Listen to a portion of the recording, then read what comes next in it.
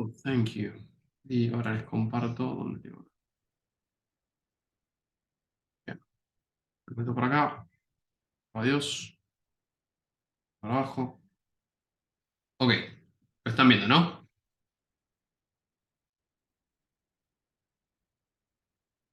¿Se ve la pantalla? Sí, ¿no? Más o menos. Sí, se ve, se ve. Bien, fabuloso. Vamos a arrancar por el cuadro. Se considere las siguientes relaciones definidas sobre el conjunto S1, 2, 3, 4. Esta y esta. Considere, bla, bla, bla, calcular las siguientes clausuras. La clausura transitiva de la clausura reflexiva de R4, la clausura reflexiva de la transitiva de R2 y la clausura, bueno, perdón, la clausura simétrica de R5 y la clausura transitiva de estas dos unidades. Así que, a ver, arranquemos por siempre lo mismo. Han actualizado un poco pero le han agregado un par de funcionalidades que no sirven de absolutamente nada. Noto de fondo. Entonces, voy a checar un poco esto porque está demasiado grande, ¿no? Tenemos R4. Lo voy a escribir acá, se me queda, este es el A, ¿no? Es el punto 1. Tenemos que R4 es los XY, tal que, bueno, X pertenece a S y también esta parte no está mal incluirla, pero se entiende que cuando hablamos de que las relaciones están definidas sobre S, aclarar que los elementos son de S se puede considerar redundante, pero bueno, si uno incluye uno, por lo menos entiende que el otro también. Esto es algo que me acuerdo que habíamos corregido sobre la marcha en el examen, que faltaba aclarar eso. Y tenemos también, y además, que X es menor que. ¿Sí? Ay, Dios. Entonces,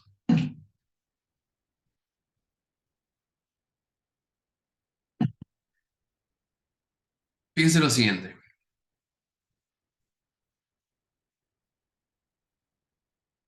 A nosotros nos piden calcular me costó un montón, calcular las clausuras, pero no nos dicen exactamente, esto es algo importante, no nos dicen exactamente cómo escribirlas. ¿A qué me refiero? Imagino muchas veces, y a uno para facilitarse las cosas, más ustedes que están por ahí arrancando con todo este camino de conjunto, relaciones, este tipo de cosas, les es útil escribir las relaciones, ¿no? Por ejemplo, en el caso de R4, es una relación definida en S, ¿sí? Entonces diríamos, bueno, son los XY tales que el primero es estrictamente menor que el segundo. Entonces, bueno, sería el 1 con el 2, el 1 con el 3, el 1 con el 4. Eh, ¿Qué más tenemos? 2 con el 3, 2 con el 4 y por último el 3 con el 4. No eran tantos pares, pero piense que si ese hubiese sido 1, 2, 3, 4, 5, 6, 7, por ejemplo, tenemos que haber escrito un montón más.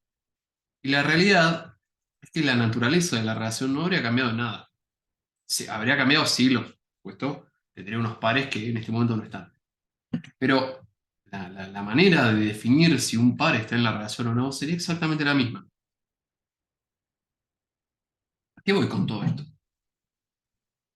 Que quizás es una buena práctica y es una respuesta válida y en casos donde, por ejemplo, si es en vez de 1, 2, 3, 4 o en vez de 1, 2, 3, 4, 5, 6, 7, 8 o en vez de hubiese sido directamente los naturales, esta manera de escribirla habría sido imposible porque habría sido un conjunto infinito.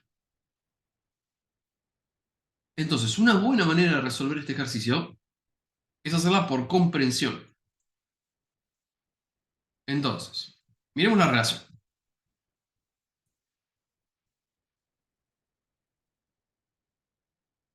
Así como está, ¿sí? Traten de olvidarse un segundo que yo escribí que era R4 acá abajo. Así como está esto, ¿les parece que es reflexivo? Bueno, medio que está spoileado que no, ¿no? Pero está claro que no puede ser reflexivo porque los pares que están en esa relación son aquellos donde, grandes rasgos, los dos elementos que componen al par son diferentes. En particular, el primero es menor que el otro. Pero no hay elementos dentro de la relación tales que, pares, tales que los dos elementos que lo componen sean iguales. Entonces, si yo quisiera hacer la relación, eh, perdón, la clausura reflexiva de R4, ¿qué le tendría que agregar?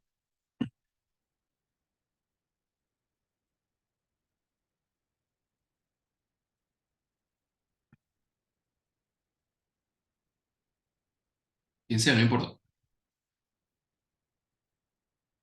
Los pares, ¿no? El 1-1, 2-2.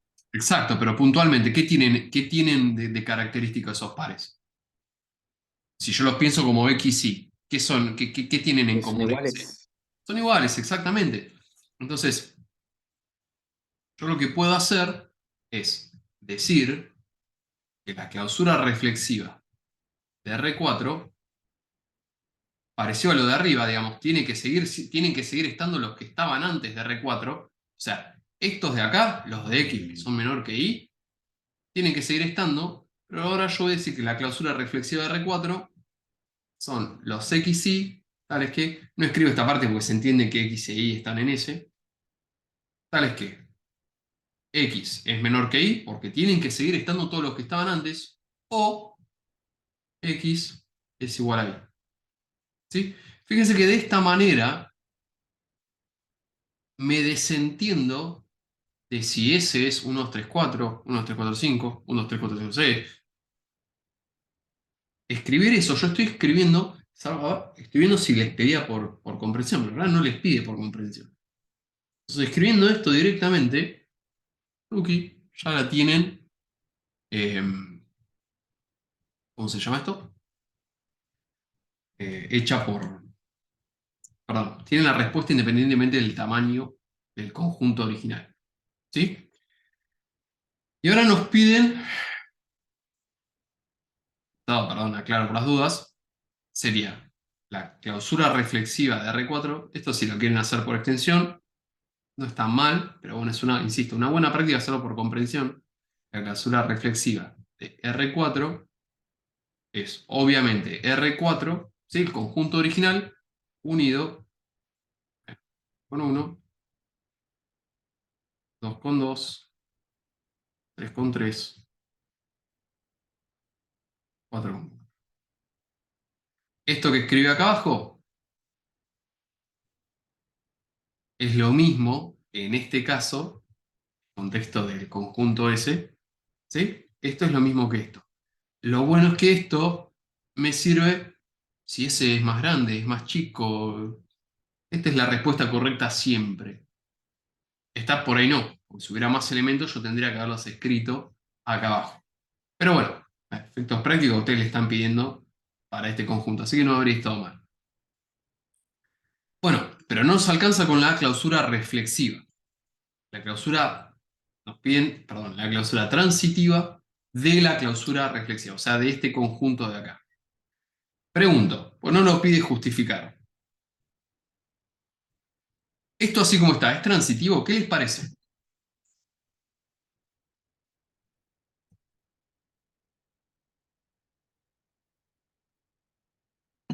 Si no, ¿por qué?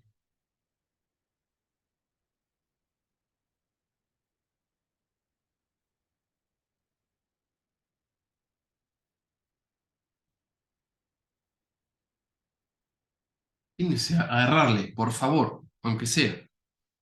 Creo que sí. Es transitivo. Fíjense que al fin y al cabo lo que estoy diciendo es que los números están en relación si uno es menor que el otro o son iguales. Básicamente lo que estoy diciendo es exactamente lo mismo que decir son los x y tales que x es menor o igual que y. Y esto es una relación de orden, ¿sí? Es una relación de orden parcial, o sea, es 1 es menor o igual que 1, pero es menor o igual que 2, y si 2 es menor o igual que 4, por ejemplo, entonces 1 es menor o igual que 4. Esto, así como está, ya es transitivo. ¿Sí?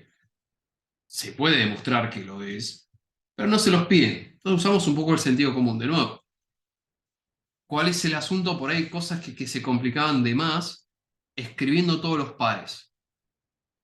Que por ahí se detenían, uy, está el uno con este, y se ponían a revisar, cuando en realidad el análisis se habría limitado, lo hacía mucho más corto haciéndolo de esta manera. Dice, bueno, ¿qué tengo acá en realidad?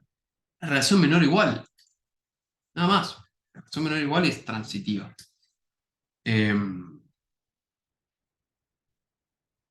Insisto, esto se puede mostrar, no les pide que se lo demuestren y tampoco les pedían que lo escriban por comprensión. Si se lo pedían por comprensión, bueno, había que escribirlo. No estaba explicitado, entonces si ustedes escriben esto así como está acá, adelante. Así que ya tenemos el A. Vamos a pasar al B. El B nos pide la clausura reflexiva de la clausura transitiva de R2. Entonces R2 es el conjunto vacío. ¿Sí? El conjunto vacío es transitivo.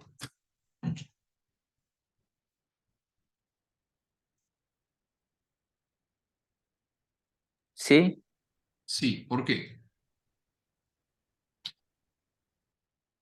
mm, no me acuerdo.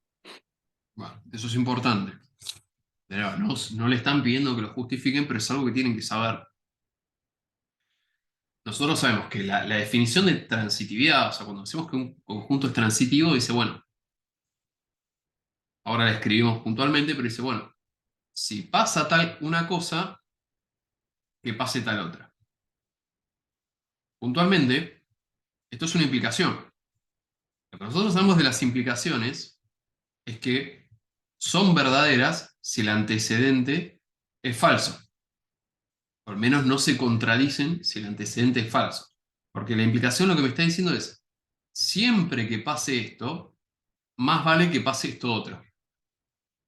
Pero esto no pasó, entonces no estamos violando lo que nos esté pidiendo la implicación en ese momento. Puntualmente, si en este caso es, vamos a usar R2, para que R2 sea transitivo, tiene que pasar, bueno, si está el par XY en R2 y hay un par que arranca con I, termina con un Z, no importa cuál sea, entonces, bueno, XZ tiene que estar en la relación. Pero esto no ocurre. O sea, esta parte de acá no pasa porque no hay ningún par en R2. Entonces, esta regla que te dice, bueno, siempre que pase esto, más vale que pase esto otro, no se viola, no se incumple. Entonces, R2 ya de por sí es transitiva, por lo tanto, la clausura transitiva de R2 es R2 mismo.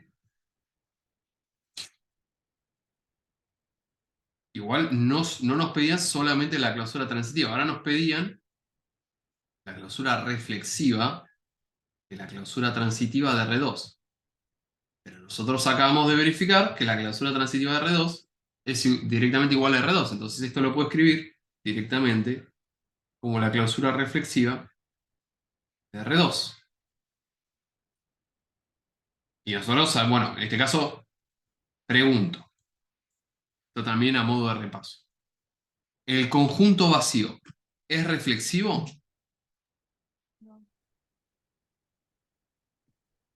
En general. Importante distinción. En Sí, general, ¿el conjunto vacío es reflexivo? sí, ¿no? La respuesta es depende. Porque hay un único caso donde es reflexivo. Acuérdense que nosotros estamos trabajando con relaciones. ¿Sí? Relaciones, puntualmente, nosotros tenemos un conjunto original, que normalmente lo llamamos S, llamar lo que sea. Pero bueno, hay un conjunto original, no sabemos qué es. Una relación sobre un conjunto S ¿Sí? Por ejemplo, vamos a llamar a R. Si R es una relación sobre S, es lo mismo que decir que R es un subconjunto de S por S. ¿Sí? ¿Y qué nos dice la definición de reflexividad? Bueno, yo voy a decir que R es reflexiva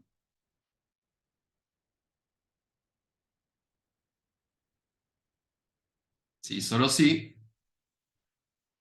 para todo X, si X pertenece a S, entonces el par XX tiene que estar en la relación. Básicamente lo que estoy diciendo es, para que R sea reflexiva, para todos los elementos individuales que estén en el conjunto original, tiene que haber un par compuesto únicamente por ese elemento en la relación. Entonces, en este caso, ¿cuál es nuestro conjunto original en el ejercicio? Es 1, 2, 3, 4. ¿Sí? Entonces, para que R2 sea reflexiva, tiene que estar el 1, 1, el 2, 2, el 3, 3 y el 4, 4 en la relación. ¿Esos pares están en el conjunto vacío? No. Por lo tanto, hay que agregarlos para que sea reflexiva. Nos queda R2, ¿sí? Recuerden que toda clausura, no digan cláusula, clausura es el conjunto original unido lo que le haga falta, lo mínimo que le haga falta para cumplir con esa propiedad. ¿Sí?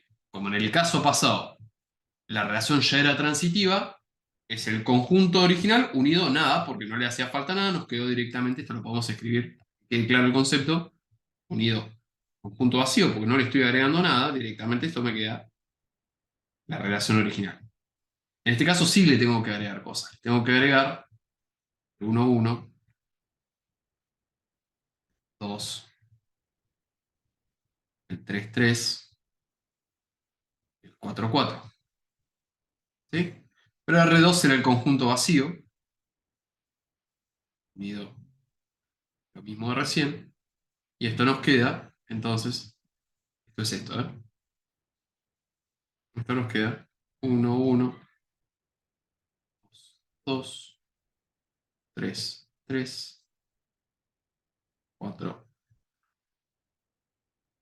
¿Sí? Entonces, en este caso, el conjunto vacío no era reflexivo. No era reflexivo porque el conjunto de partida, ¿sí? El conjunto sobre el cual nosotros estamos basando la relación, tenía elementos. ¿En qué caso, entonces, el conjunto vacío es reflexivo? Bueno, el conjunto vacío es reflexivo únicamente cuando el conjunto sobre el cual nosotros estamos definiendo la relación es también vacío. Porque en ese caso, ¿sí? A mí me dicen, bueno, para que R sea reflexiva, todos los elementos del conjunto original tienen que estar, o sea, tiene que haber un par compuesto únicamente por esos elementos, el conjunto relación. Pero bueno, el conjunto vacío no tiene nada, así que esto lo podemos pensar de otra manera. Podemos decir, bueno, no tiene que faltar ningún par XX si hay un X en el conjunto original. Y como si entonces el conjunto original fuera el conjunto vacío, la única relación posible que se puede establecer es el conjunto vacío, porque no hay elementos para tomar de acá, para meter acá. Y esto es reflexivo, sencillamente porque no hay elementos para meter en la relación. ¿Sí? En criollo un poco es eso. El único caso donde la relación vacía es reflexiva es como cuando el conjunto sobre el cual la estamos definiendo es vacío también. En cualquier otro caso, el conjunto vacío no es reflexivo. ¿Sí? A eso quería llegar. Importante que lo tengan en consideración. Por eso pregunté en general. En general no es, pero no puedo decir siempre porque hay un caso solo. Hay infinitos casos donde no lo es, pero hay un caso donde es, y es ese. Bien, entonces. Ya tenemos eso. ¿Qué nos dice? Ujujú. Bueno, fíjense. Vamos a estar un rato con esto. Vamos a hacer una cosa. Vamos a usar estos dos para hacer los siguientes incisos. Después de último volvemos. No quiero tampoco que se me vaya la consulta con estos dos ejercicios nada más. Pues si el resto no tiene preguntas. eh, pero bueno, el concepto más o menos quedó. A ver, para las relaciones R1, R2, R3, dar los grafos que la representan. ¿Sí? Entonces, agarremos R1. Punto B, R1, tenemos el elemento 1, 2, 3 y 4. Elemento 1, 2, 3 y 4. ¿Qué es lo que me dice R1? R1 me dice son los XX tales que X está en S. Básicamente es 1, 1, 2, 2, 3, 3 y 4, 4. Si yo quiero traducir eso a una matriz, vengo, ¿está el 1 con el 1? Sí. El 2 con el 2, el 3 con el 3, el 4 con el 4. Y el resto, todo en ceros. 0, 0, 0, 0, 0. Bien. Para R2 la matriz está toda en cero, ¿sí? Pero hay que hacerla. O sea, que R2 sea vacío no quiere decir que no hay matriz. Al contrario, la matriz de R2 es esto de acá,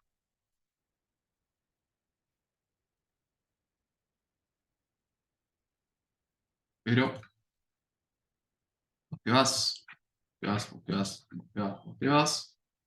Sos R2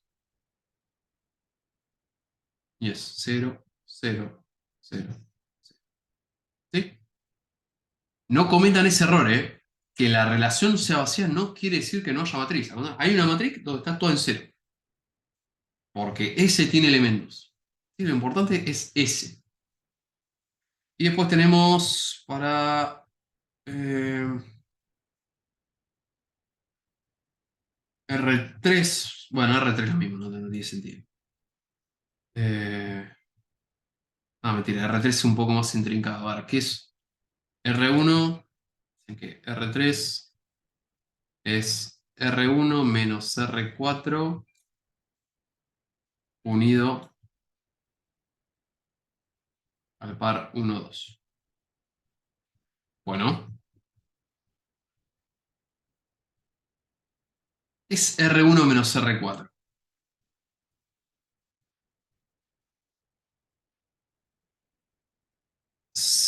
¿Qué es una diferencia de conjuntos? ¿Qué hace la diferencia de conjuntos? ¿Qué da como resultado la diferencia de conjuntos? ¿Qué me puede decir?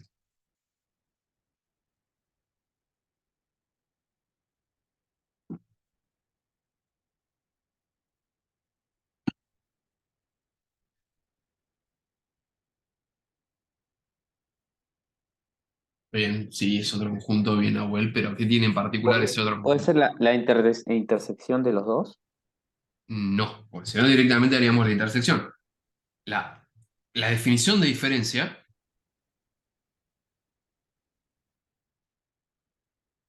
es R1, hay una intersección, ¿sí? Pero no con R4, es con el complemento de R4. Eso quería Básicamente, decir, claro. hablando, pasándolo en criollo, son los elementos que están en R1 y no están en R4. Si esto lo pensamos, ¿sí? Si esto es R1 y esto es R4, ¿sí? La intersección de R1 y R4 sería esta parte naranja de acá. Y son los elementos que están en los dos. La diferencia me dice, son los elementos que están en R1 y no están en R4. O sea, están acá, por acá, por acá, por acá y también acá. Todo lo que no es R4 es lo que estoy pintando de rosa. ¿Sí? Entonces, R1 menos R4 sería esto que estoy pintando de verde acá. Que no se nota un carajo. Vamos a es esto. Todo lo que está en R1 pero que no toca a R4. ¿Sí? Eso es de acá. No, esa es la flecha naranja aquí. Posta. Esto es R1. ¿Y por qué no me cambias? Me cambian esto. Es R1 menos R4. Ahora bien, miremos R1 y R4. R1 son los pares donde los dos son iguales. R4 son los pares donde el primero es menor que el segundo. ¿Sí? Me voy a extender un poquito de más en esta pregunta, pero es muy pava. Si yo tengo dos números, ¿sí? Esos dos números, ¿cómo pueden ser? Los números, los que sean, lo que se le ocurra. ¿Qué tres posibilidades hay?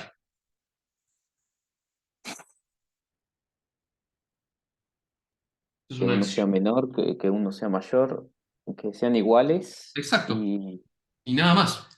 nada más. Nada más. ¿Sí? Si yo tengo a X y a Y, tenemos tres opciones. O X es igual a Y, o X es menor que Y, o X es mayor que Y. Nada más. No En ese existe. caso puede ser que R1 sea, o sea, R1 menos R4 sea R1, A porque ahí eso tenés, quería llegar, exactamente, porque básicamente R1 son, a R1 lo puedo escribir, ¿sí? Una manera equivalente de escribir R1, o sea, mejor dicho, una manera diferente, pero que en realidad me da el mismo conjunto, habría sido, bueno, son los XY tal que X es igual a Y. Escribir esto así como está es lo mismo que XX tal que X pertenece a S. Entonces, en R4, X es menor que Y. Si X es menor que Y, básicamente estas dos alternativas me dicen que X es distinto de Y. Entonces, si en un conjunto los X son iguales y en otro conjunto son distintos, no hay elementos, o sea, no hay nada. En realidad lo que está pasando acá es que está R1 por acá, bueno, 1 escribí, R1 acá y está R4 acá. Entonces, todo lo que está en R1 y no está en R4 es exactamente R1. Entonces, ¿dónde nos habíamos quedado? Esto, perdón, sí, esto termina dando R1 unido 1, 2, y esto me queda 1 con 1, 2 con 2, 3 con 3, 4 con 4, y le agregamos de dónde el 1, 2. ¿Sí? Y la matriz de adyacencia de esto es bastante pava. Teníamos R1 ahí, sigue siendo, están los mismos de R1. Lo único que cambia es que le agregamos el 1, 2. O sea, esto pasa a ser un 1. Listo, ya está. Para R4, R5, R6, dar. Eh, ¿Cómo se llama esto? Ah, dar las matrices de adyacencia. Ah, qué boludo, me salté. Qué boludo. Soy un pavo. Quería hacer el B, en realidad hice el C, pero lo hice con los conjuntos del B. No importa, o sea, la práctica es la misma.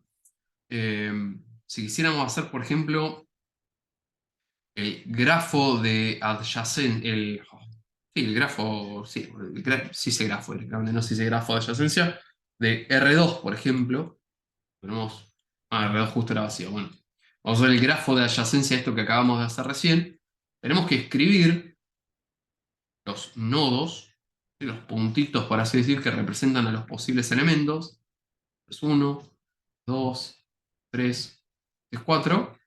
¿Y qué me dice esto? Bueno, están todos en relación consigo mismos, así que hay una flecha en cada uno de ellos, un arco, se dice en realidad, o un segmento, que apunta a sí mismos, y también está el 1, 2, así que tiene que haber uno del 1 al 2. Listo. Eso es todo lo que había que hacer. En el caso, esto es otro error, de la misma manera que cometían el error de no hacer la matriz de adyacencia para R2. Mentira, no cometí ese error porque no es lo que le estaba pidiendo, pero cometí errores similares. El grafo de adyacencia de R2, que dijimos que era la relación vacía, de todos modos demanda que nosotros escribamos todos los elementos. O sea, 1, 2, 3 y 4. Esto es R2. Fíjense que no hay arcos, no hay flechas que van de ningún elemento a ningún elemento. No hay nadie en relación con nadie, pero los elementos están. ¿Sí? Hay algunos que dicen, ah, sí, el grafo es esto, R2, y un espacio en blanco. O algunos peor todavía, me ponen un conjunto vacío. No, no es un conjunto, es un grafo. Nodos están, pero no hay arcos. Bueno, y a ver, esto me acuerdo que hubo mucha confusión ahí pues en el recuperatorio medio que se enmendó, pero decía, ¿cuál de las siguientes relaciones propuestas son relaciones de equivalencia sobre S y sobre la marcha del parcial? Dijimos, bueno, justificar. ¿Cuál es el asunto con justificar? Justifi- Justificar aquellos que son es un poco demandante, puede llevar tiempo, se puede, pero creo que el ejercicio en realidad va orientado a justificar los que no lo eran, porque es sencillamente dar un contraejemplo. Entonces, eh, vamos a mirar. ¿Me recuerdan? Bueno, por supuesto, ¿no? Pero creo que se acuerdan ustedes. Cuando una relación era de equivalencia, ¿qué tiene que ser para ser una relación de equivalencia?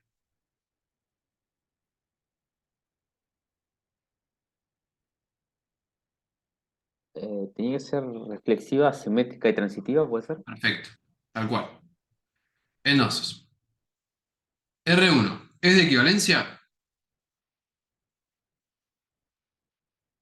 No, porque no es. No, creo que sí. Iba a decir que no es transitiva, pero creo que sí se cumple. Es transitiva. R1 es transitiva. ¿Por qué es transitiva? Volvamos a la definición que nos quedó por algún lugar acá. Ah, ¿qué me dice? Para que sea transitiva, siempre que pase esto, tiene que pasar esto. Todos los pares de R1, los únicos pares que hay, son de la forma donde el primero es igual al segundo. ¿Sí? Entonces, ya de entrada, todos los pares que estén en R1 tienen esta forma, XX. ¿Sí? Y básicamente la definición de transitividad me dice, bueno, si hay un par que termina con I y otro par que empieza con I, importante atención acá. Acá no les está diciendo que X e Y tienen que ser diferentes, ni que Y y Z tienen que ser diferentes, ni que X y Z tienen que ser diferentes. Pueden ser diferentes, pero no necesariamente lo son. Entonces, yo sé que todos los pares de R1 son de la forma XX. Y si el único, mejor dicho, si yo agarro un par que tiene una forma XX, yo sé que todos los pares son de la forma XX. El único par que está ahí adentro, que termina con este elemento de acá, es XX mismo. Y me dice, bueno, si hay uno que termina con este y hay otro que empieza con este, que en este caso son el mismo, tiene que haber uno que empiece con el que empieza este y con el que termina este. Y es este mismo par. ¿Sí? Volvamos, mira, nosotros lo escribimos por dónde. Por acá. Ah, no importa. Teníamos esto, 1, 1, 2 con 2, 3 con 3, 4 con 4. Miremos el 2 2 por decir algo. ¿Hay algún par en la relación que empiece con 2? Sí, 2 2 mismo. ¿Sí? Entonces, teníamos 2 2. ¿Hay alguno que empiece con 2? Sí, 2 2. Entonces, ¿qué tiene que pasar? Bueno, tiene que haber uno que empiece con 2 y termine con 2. Ah, el 2 2. Y eso para todos los elementos que estén en esta relación. Por lo tanto, eh, R1 y en particular todas las relaciones que están únicamente compuestas por elementos que son con pares cuyos elementos son iguales, son transitivas y también son simétricas, ¿sí? Básicamente por lo mismo. Dice, bueno, está XY y está YX. Bueno, listo. Porque el X y el Y son el mismo número, o el mismo elemento. Si justo acá son números, elementos en general. Eh, Así que esto es una relación de equivalencia. R2, ¿es de equivalencia? No, porque vos habías dicho que no era reflexiva, así que Tal no. cual. Bien. ¿Sí? Si ustedes tienen que justificar eso, sí, bueno, podrían decir eh, no es reflexiva. Si tienen que justificar por qué no es reflexiva, pueden decir, bueno, porque, no sé, el 3,3 no pertenece a R2. Listo. ¿Sí? Está bien, hay otros pares que tampoco pertenecen, pero con que no esté este, nada más, alcanza. ¿Sí? Ya con que no esté uno de todos los que hacía falta, ya alcanza para decir que no es reflexiva. ¿Sí? Lo importante además es aclarar que, bueno, 3 es uno de los elementos de ese, porque una cosa que yo te diga, sí, no está el 27-27. Bueno, pero el 27-27 no hacía falta porque 27 no es un elemento del conjunto ese original. Sí, lo importante es que haya un elemento en el conjunto original y que no esté eh, su correspondiente elemento-elemento en la relación. ¿Qué es eso de cardinales? Los números primos, entiendo que ese conjunto es un subconjunto de los números naturales que pertenecen a un subconjunto de los conjuntos contables contable, pero una demostración de una función para demostrar si la biyectividad de los números naturales. Yo no- es un tema eso. A ver, la función per se no te la puedo dar yo y no sé si se puede dar. Porque básicamente no hay o no está demostrado que estén distribuidos de manera predecible, creo. No es como decir, bueno, acá estoy en un primo y si voy tantos números para adelante me voy a encontrar otro primo. Me parece que la distribución de los números primos es caótica. Estoy hablando un poco de oído, no te lo afirmo. Lo que sí me parece que está demostrado es que son infinitos, ¿sí? Eh, entonces, los números primos son números naturales y como son infinitos, eh, y son un subconjunto de los naturales, tienen que ser contables. Yo creo que con eso alcanza. Sí que no hay una función, la biyectividad sería decir, bueno, primer número primo sos el 1, segundo número primo sos el 2, tercer número primo sos el 3, y así al infinito. Eh, el asunto es que no sé si hay, no es tan fácil decir, tener una función que diga, bueno, decime función, ¿cuál es el número, el 49º número primo? Ah, tomá, sí, tac. Eh, Más que recorrer los números uno por uno, vos sos primo, no, vos sos primo, no, vos sos primo, sí, ah, bueno, tomá. Sí, esto, que entiendo que hay una demostración, yo no me la acuerdo, que dice, los números primos son infinitos, y como son infinitos y están contenidos dentro de los números naturales, porque son números naturales al fin y al cabo, eh, tienen que ser contables. Con eso alcanzaría, me parece a mí. Después lo chequeamos. Me gustaría ver si hay algo en los libros por ahí. Puntualmente no lo recuerdo. Pero en principio la demostración va por ese lado. ¿Sí? Un subconjunto, un conjunto contable es contable. En este caso sabemos que son infinitos, entonces infinito contable. Bien. Bueno, así con todo. ¿Sí? Ir agarrando uno por uno estos conjuntos. eh, Ir viendo qué es dónde fallan. Por ejemplo, R4. ¿Es de equivalencia? No, probablemente no. Probablemente no es. Porque si los números son distintos, está claro que en estos pares donde los números son iguales no están, entonces no es reflexiva. Puede hacer algo muy parecido a recién. El 4 no está, listo, no es reflexiva, otra cosa. Y así con todas. Obviamente, por ahí, para prestar un poco más de atención. La mayoría, fíjate que por ejemplo el resist también falla por lo mismo, no es reflexiva. Habrá que ver, por ejemplo, esta de acá. eh,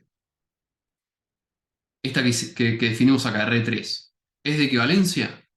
Y en principio es reflexiva porque están todos los que tienen que estar para que sea reflexiva, pero ¿qué le falta, por ejemplo, para que sea de El dos equivalencia? uno.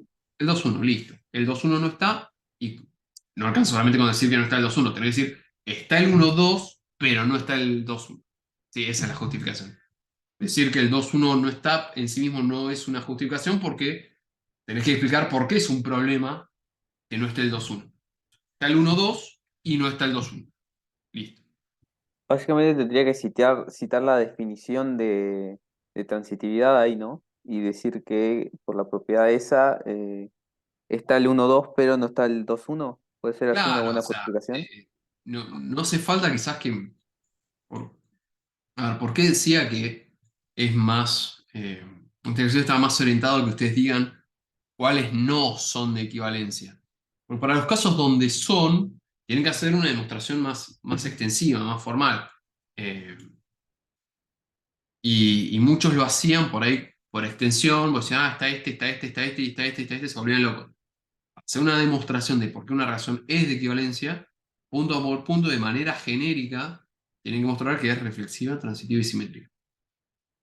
Los casos donde no son más directos porque pueden señalar un ejemplo puntual, ¿sí? Eh, bueno, por este caso en particular, no es reflexiva, simétrica o transitiva, la que fuera, y como no es, o sea, reflexiva, simétrica o transitiva, no son las tres propiedades a la vez, por lo tanto no es de equivalencia. No hace falta tampoco que escriban la definición, salvo que se las pidan. Otro de los errores que cometían, por ejemplo, para decir que algo era, decir, bueno, eh, suponete que el caso de R4, ¿no? O sea, bueno, justificaban que R4 era transitiva diciendo esto, escriban esto. Ah, porque si X y pertenece a R4 y Z pertenece a R4. No, está bien, vos me estás. Es cierto, se cumple, pero me estás mostrando por qué se cumple. Sencillamente me estás nombrando la definición, que eso en realidad y no me cambia nada. Tenés que justificarlo con mayor rigurosidad. O sea, tenés que meterte en el conjunto, ver cuál es específicamente la propiedad que está definiendo ese conjunto eh, y mostrar que, bueno, que usando esa propiedad esto se sostiene. Después de última vemos un ejemplo, pero no lo hago sencillamente porque no es lo que pedí el ejercicio. Eh, Después se queda un ratito, pues les muestro cómo se haría. Y a ver, el 5. Para el siguiente inciso, dar si es posible. Yo me acuerdo que ahora para el último examen que rindieron los otros días, en particular los recuperatorios, le pedí a Diego que ponga esto en negrita, porque preguntaron mucho. O sea, evidentemente se lo salteaban esto. Me llamaban a decir, pero no puedo, y no, si es posible. Eh, a ver, lo más pequeña posible satisfaga las probabilidades mencionadas. Reflexiva simétrica y antisimétrica. Bueno,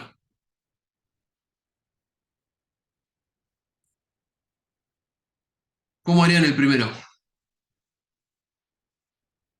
Si se puede, El- ¿no? a mí, eso, yo tenía dudas con lo de que sea simétrica y antisimétrica. Ujú. Bien, Y no, creo que no se puede, ¿no? se puede. No, en general no se puede, pero hay casos donde se puede. En particular, a ver, tenemos el conjunto A, ¿El ¿sí? conjunto vacío puede ser? No, no puede ser porque me pide que sea reflexivo. Así que en Mm. principio, la relación, que vamos a llamar la relación 1, tiene que tener A con A, B con B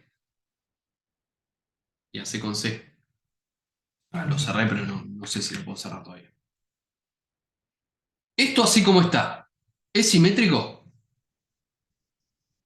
Sí, Sí, porque por ejemplo está el A con A, hay otro que empiece, hay algún elemento que empiece con el que este termina, sí, A mismo, listo. B con B, C con C, esto es simétrico. Y la definición de antisimetría me dice, bueno, a ver, si está X y en la relación y está Y X en la relación, entonces, para que sea antisimétrica, lo que tiene que pasar es que X sea igual a Y. Y es lo que está pasando acá, porque fíjate que está el A con A, sería como mi Ah, X, ok, ok. Sí, sí, sí. está IX, que o sea, es el mismo dado vuelta, es el mismo elemento, y se cumple esto de acá. ¿Sí? Esto, así como está, Claro. es reflexivo, simétrico y antisimétrico. Perdón. Ahora, miremos el 2. No transitiva, ¿ok? Reflexiva, irreflexiva y simétrica. Estos dos no pueden convivir jamás. Estos dos sí que no pueden convivir jamás, porque reflexiva, bueno, ya sabemos lo que es. Irreflexiva te dice, si es reflexiva,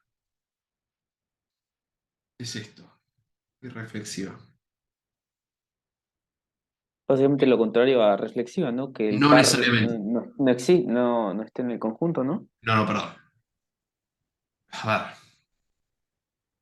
lo contrario, o la negación, mejor dicho, de la reflexividad, ¿sí?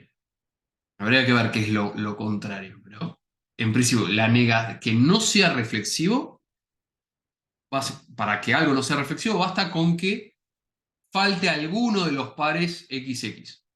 ¿Sí? Con que falte alguno ya no es reflexivo. Ahora, la irreflexividad pide el otro extremo.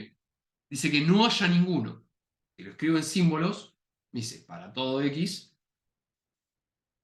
si X pertenece a S, o al conjunto original, en este caso sería A, entonces XX no tiene que pertenecer a R. Básicamente lo que me está diciendo es que no haya ninguno de esta forma. ¿Sí? Entonces, si es reflexiva, no solamente hay alguno, están todos. Así que jamás, jamás, jamás puede ser una relación reflexiva y reflexiva. Distinto a lo que acaba de pasar, por ejemplo, con la simetría y la antisimetría. Puede pasar que la simetría y la antisimetría convivan en casos muy particulares. ¿Sí? Pero bueno, puede. La reflexividad y la irreflexividad no pueden convivir. Entonces, este segundo punto no es posible. Y ahora, no reflexiva, no irreflexiva y transitiva. Para que no sea reflexiva, basta con que falte alguno de estos tres. Ahora, no tiene que ser irreflexiva, así que no pueden faltar todos. ¿Qué pasa si yo te digo esto?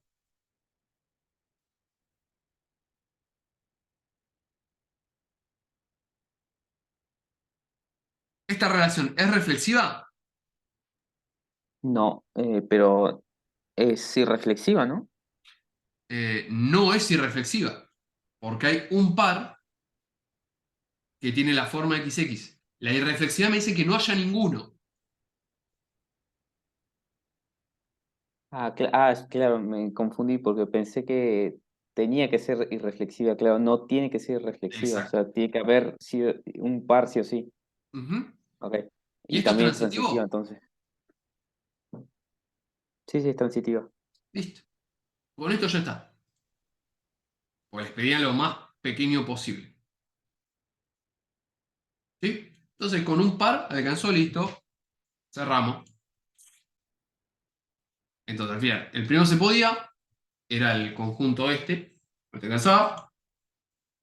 El tercero se podía, podrías haber elegido en vez del bebé el A o el CC, pero uno solo para que sea lo más pequeño posible. Y el segundo era imposible. Bien.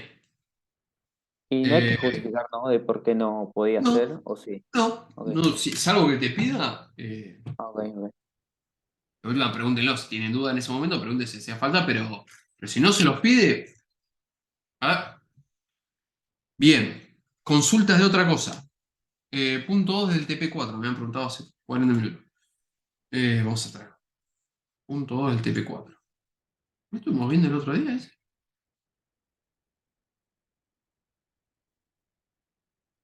Ajá. Ah, no. Bueno, voy a traerlo para acá.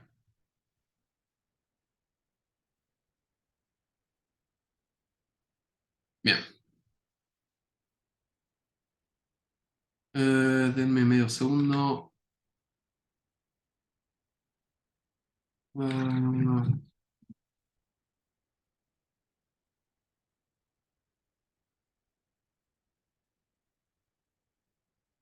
Me olvido la definición puntual de árbol. Eh,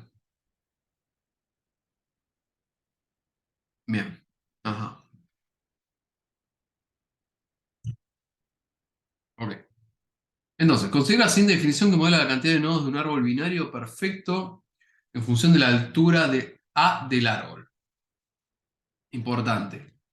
Pues todos los años teníamos problemas con esto que era un árbol binario perfecto, completo. Hay como varias palabras que andan dando vuelta con respecto a árboles binarios. Lo importante acá es que, al menos sabemos a lo que está haciendo referencia, es esto. Un árbol binario perfecto, en el contexto de este ejercicio, sería una cosa así, donde todos los nodos del árbol tienen cero o dos hijos y están todos a la misma altura. ¿Sí? Un árbol bonito, o sea que no, por ejemplo, si yo les digo todos los nodos tienen cero o dos hijos, esto, por ejemplo, bastaría, porque todos los nodos tienen cero o dos, pero también tienen que estar todas las hojas a la misma altura.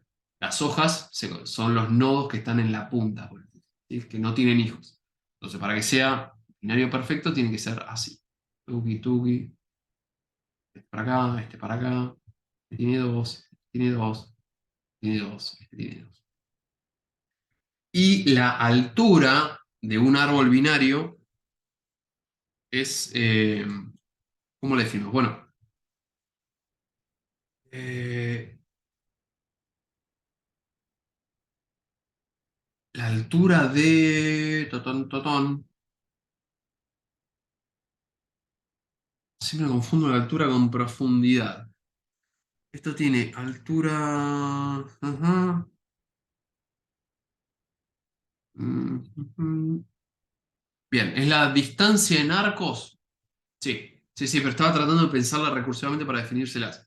La altura de este árbol, o de este nodo, por ejemplo, es la distancia de... vámonos. La altura de un nodo, ahí está, eso. La altura de un nodo, el que sea, es, si es una, una hoja, la altura es cero. ¿Sí? O sea, vamos, ¿qué es la altura de un nodo?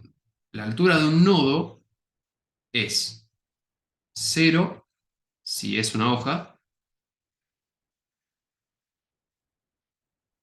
y es uno más el máximo de altura de sus hijos, si no. ¿Sí? Esto es la altura de un nodo, de un redondelito. Ustedes van a escuchar hablar de la altura del árbol. ¿Qué es la altura del árbol? La altura de un árbol es la altura de la raíz. Justo en este caso se da que la altura de los dos hijos de la raíz es este nodo de acá, es la misma, ¿sí? Porque todos tienen la misma altura. En cambio, por ejemplo, si yo les diera un árbol de este estilo, este viene para acá, este viene para acá, este viene acá, acá, y acá, y acá. Por ejemplo, la altura de este nodo de acá es cero. La altura de este nodo de acá es uno más el máximo de las alturas de estos dos. Este tiene altura cero y este tiene altura uno. ¿Sí? No sé si alcanza a ver. Básicamente, si lo quieren pensar así, altura uno, altura 2, altura 3, altura 4. Es la altura de la raíz. Básicamente, ¿cuál es el camino más largo que puedo hacer de la raíz hasta una hoja? Eso en criollo. La manera de definirlo es esta. Se define de manera recursiva todos los árboles o las estructuras de árbol que van a ver el trimestre que viene. Sí. Eh, Tienen muchas cosas de índole recursiva. Entonces, volviendo a este ejercicio. Considera la siguiente definición que modela la cantidad de nodos de un árbol binario perfecto en función de la altura A del árbol. La cantidad de nodos, si es 1, si es igual a 0, y la cantidad de nodos de ese árbol perfecto de A-1, bla, bla, bla, si es mayor que 0. Ok. Probar por inducción, entonces, utilizando esta definición, que la cantidad total de nodos de un árbol binario perfecto de altura n es igual a 2n más 1 menos 1. Básicamente, que en vez de usar esta fórmula, yo podría directamente poner esto y debería funcionar. Entonces, miremos un par de casos. Esto sería un árbol binario perfecto con un nodo solo. Si quisiera agregar un nivel más, o un nivel de altura más, digamos, esto sería altura 0. Porque en este caso la raíz es una hoja, dijimos que si es una hoja, altura 0. Agregamos un nivel, en este caso ya tenemos altura 1. ¿Cuántos nodos tiene la, el árbol con un nodo solo? Altura 0. Bueno, nodos en este caso son uno solo. En caso de altura 1, los nodos son 3. Hacemos un par más sencillamente para tener de referencia, porque nos va a servir. Si yo agregara un nivel más, ¿sí? Tendríamos altura 2 y los nodos tendríamos 3, 6, 7. Hago uno más, porque nos va a servir. Taca, taca, taca, taca. Me quedar apretadas las guirnaldas, no es un eufemismo. Tuki, tuki, tuki, tuki. Me quedó medio deforme, ¿no? Pero bueno, se entiende. Esto tiene altura 3 y la cantidad de nodos de esto es, créanme, 15. Entonces, entonces, vamos.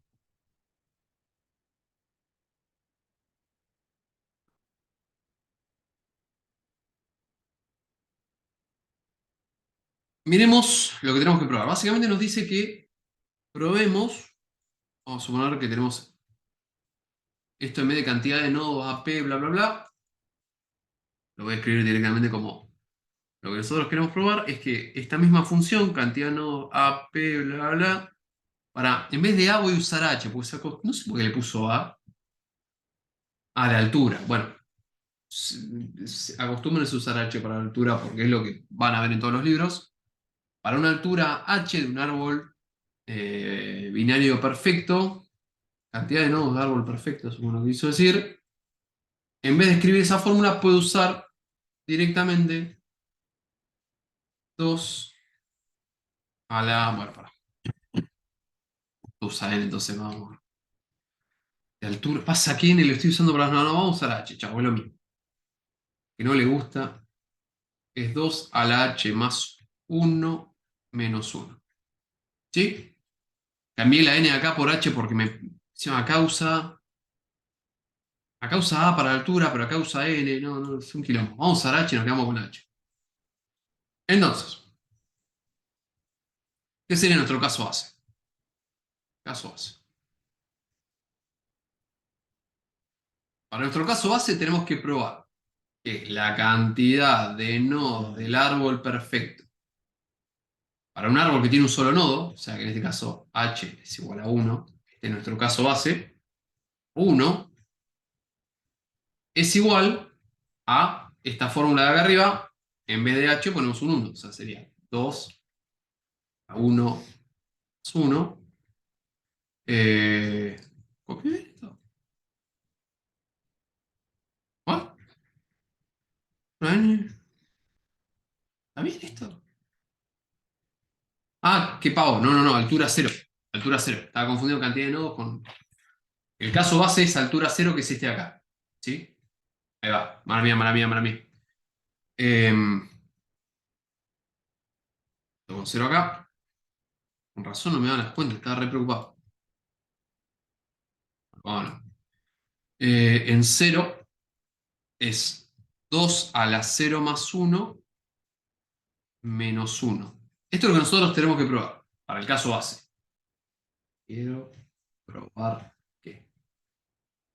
Bueno, ¿qué es esto de acá? 2 a la cero más uno es lo mismo que 2 a la uno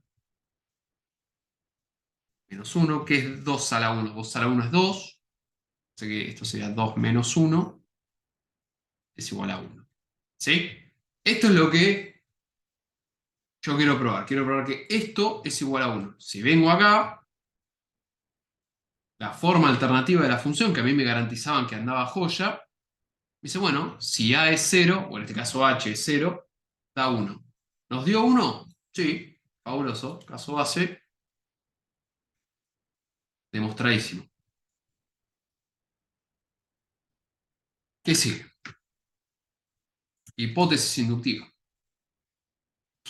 Hipótesis inductiva, lo que vamos a hacer es suponer que para un árbol de altura acá,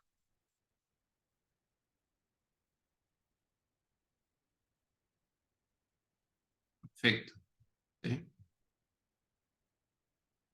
De altura acá, hay una sutileza en lo que acabo de decir, ahora se las aclaro, pero eh, primero voy a terminar, después le digo de qué se trata. Árbol perfecto de altura acá. eh, lo que nosotros tenemos que suponer es que, bueno, la cantidad de nodos del árbol perfecto en K me tiene que dar 2 a la K más uno menos uno. ¿Sí? Básicamente reemplazamos el n acá o el h que yo venía usando, es el mismo, por K.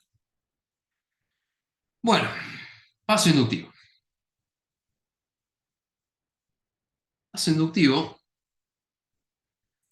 digo, bueno, quiero probar que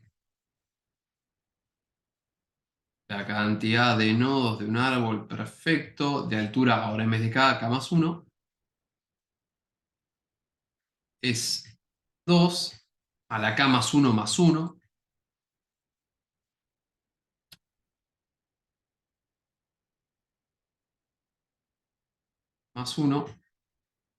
menos uno. Esto en realidad es 2 a la K más 2 menos uno. Entonces, ¿cómo hacemos esto? Obviamente en algún lugar vamos a tener que echar la hipótesis inductiva, eso seguramente, pero, antes de usar la hipótesis inductiva, es importante que veamos cómo cambia un caso con respecto al siguiente o al revés, cómo cambia un caso con respecto a su anterior. Y miremos qué es lo que viene pasando acá. Por ejemplo, la mínima altura que podemos tener es 0. ¿Sí? No solo. Cuando agregamos un nivel de altura más, lo que terminó pasando es que agregamos dos nodos. ¿Sí? O mejor dicho, lo que terminó pasando es que terminamos con tres nodos. Obviamente, la idea de este análisis, lo que estoy haciendo ahora, es tratar de ver si podemos dilucidar un patrón. Eso tiene otras cuestiones aparejadas, pero bueno, ahora primero termino el ejercicio y después hago un par de aclaraciones al respecto. Estamos en altura 1. Cuando pasamos a altura 2, la cantidad de nodos son 7. ¿Sí? Y cuando vamos a un nivel más, la cantidad de nodos son 15. Un poco para ir un poquito más rápido y no, realmente para eso.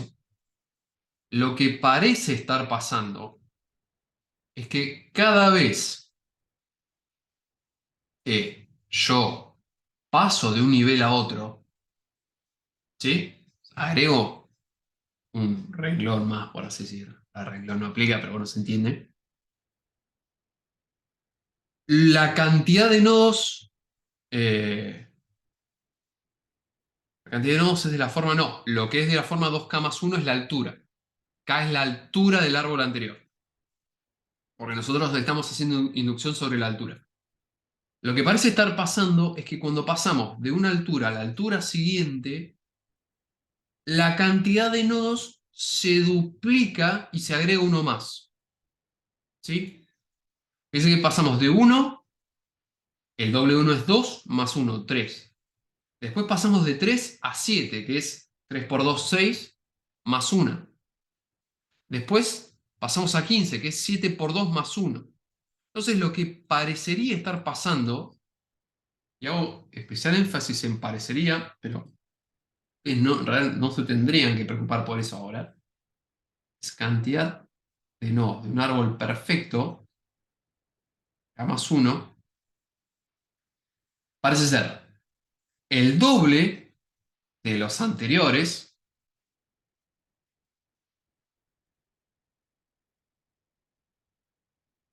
más 1. ¿Por qué hago tanto énfasis en la palabra parecería? Porque lo que yo estoy haciendo acá, que no, nadie les va a pedir que se salgan de eso, o sea, con eso para ustedes está bien, no deja de ser una observación. Yo no estoy demostrando rigurosamente.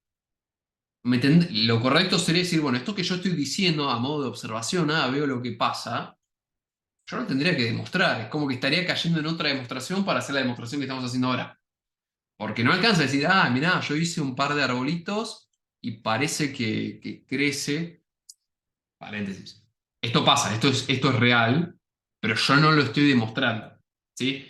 Es una observación. Algo muy parecido venimos haciendo en prácticamente todos los ejercicios de inducción, donde está bien, nosotros declaramos una hipótesis inductiva, eh, esa hipótesis inductiva la damos por cierta, y cuando pasamos al paso inductivo sí tenemos que usar esa hipótesis inductiva, pero medio como que no la podemos hacer aparecer de una, no es como que, por hipótesis inductiva ya está. Siempre hay un paso intermedio mediante el cual tenemos que conectar los dos casos, de alguna manera. Y muchas veces esa conexión la hacemos un poco como consecuencia de algo que observamos, pero que no probamos formalmente. Se me viene a la cabeza el ejercicio de los saludos, por ejemplo. Decimos, bueno, cuando viene una persona, se agrega tanto. Y porque lo estamos observando. Y es cierto, y es verdad que pasa eso, pero me resulta importante a mí, tampoco mi idea es confundirlos más de lo que por ahí están, pero que reparen que esa observación no deja de ser algo que también habría que demostrar, ¿sí? Pero bueno, nada. Era sencillamente para decorar y explicar por qué digo parecería, parecería, parecería. Es cierto, en el caso de esto de los árboles, cuando pasamos de un nivel de altura al siguiente, la cantidad total de nodos se duplica y se agrega uno, eso es verdad, pero yo no lo estoy demostrando y no se espera que lo hagan ustedes tampoco. Lo importante que ustedes sí hagan es detectar ese tipo de patrones, que le dediquen un rato en cada ejercicio a ver cómo cambia un caso con respecto al siguiente o un caso con respecto a su anterior para poder, de alguna manera, hacer aparecer en la ecuación que ustedes plantean una situación en la que puedan usar la hipótesis inductiva, porque así como estaba esto, sí, yo quiero probar esto. ¿Dónde meto la hipótesis inductiva? De alguna manera la tengo que hacer aparecer. Hacer aparecer obviamente no es magia, tiene que estar justificado, y ustedes, yo esto que estoy diciendo de manera verbal, está bueno que ustedes lo aclaren en el ejercicio. Digan, por ejemplo, en este caso, se puede ver cómo dado un árbol de altura K, el árbol de altura K más 1 tiene el doble de nodos del árbol anterior más 1. Eso que yo estoy diciendo verbalmente es importantísimo. Es algo que la profesora, si no está, los va a echar. Que lo aclaren. Porque si no, ¿de dónde salió esto? Yo, como corrector, obviamente, yo voy a saber de dónde salió, o la profesora va a saber de dónde salió, pero la manera que ustedes no están demostrando, estas cosas son sabidas, ustedes están mostrando que saben demostrar. Y para mostrar que saben demostrar, tienen que saber explicar de dónde sale. Muchas de estas cosas que yo estoy diciendo de manera verbal tienen que estar escritas. En particular, este razonamiento, de dónde sale esto. Si ustedes me escriben esto así nomás, yo se los tengo que marcar como mal, porque no me están explicando de dónde sale esto. ¿Sí? Lo mismo también es súper importante, esto porque son típicos puntitos que pierden. Cuando vayan a hacer inducción, siempre expliquen sobre qué lo van a hacer. En este caso, por ahí estaba bastante claro, porque se estaba hablando de que el parámetro de entrada acá, la variable que usan, es la altura del árbol. Pero nunca está mal decir, bueno, entonces voy a mostrar por inducción sobre la altura del árbol. ¿Sí? De todos los aspectos numéricos que tiene el problema, yo elijo este, y este es el aspecto sobre el cual yo voy a hacer inducción. Insisto, en este caso estamos haciendo inducción sobre la altura del árbol binario. Bueno, volviendo al ejercicio, ya casi está regalado esto. Hicimos aparecer una ecuación en la que puedo usar la hipótesis inductiva. Entonces, bueno, esto por hipótesis inductiva, esto es importantísimo que aparezca también. ¿Sí? Aclaren de dónde sale esta información, esta transformación que ustedes van a aplicar. Yo voy a cambiar esta expresión de acá por una por otra y lo hago porque, bueno, la hipótesis inductiva me lo permite. Cambio esa ecuación, 2 a la k más 1 menos 1, sigue estando el más 1 este. Ah, perdón, me faltó un 2 acá, un 2 que multiplica. Entonces hay un 2 multiplicando acá, más 1. ¿Y qué tenemos entonces?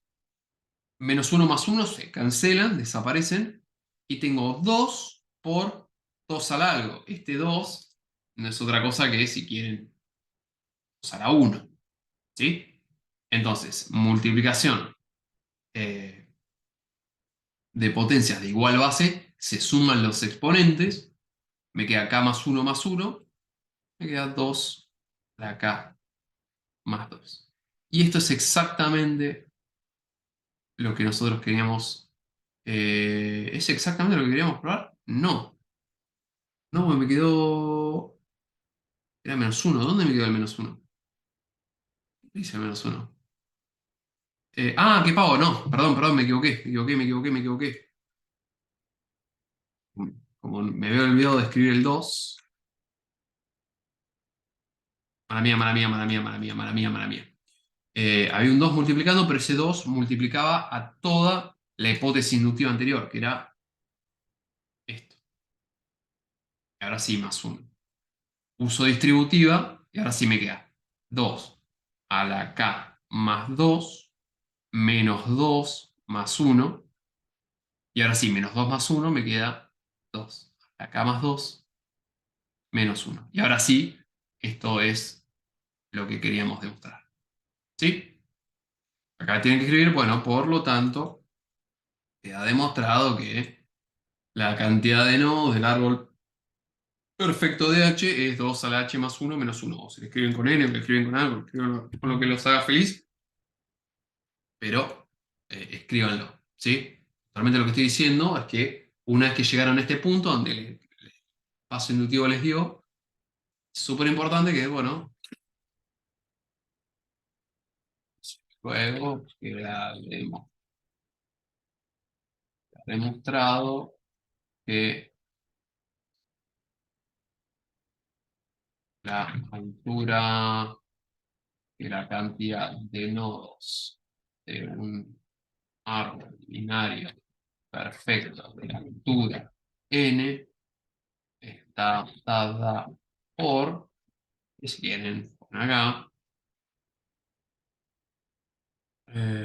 2 a la n más 1 menos 1. Esta es la conclusión del ejercicio y esto es importante que esté. ¿Sí? Son dos palabras, pero que siguen al paso inductivo. ¿Sí? Esto es lo que ustedes querían demostrar. Y el paso inductivo no fue otra cosa que una herramienta para llegar a esa conclusión. Esperen que le abro el perro. Vale.